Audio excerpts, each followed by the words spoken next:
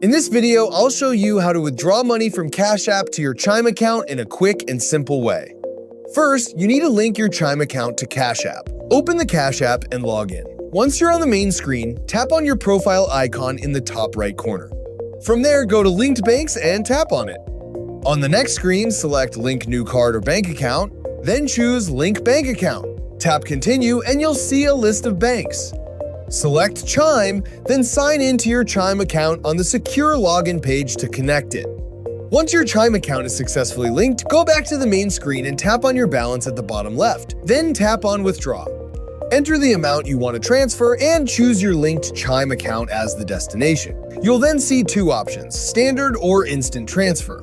The Standard option usually takes about 1 to 2 days, while the Instant option sends the money right away for a small fee.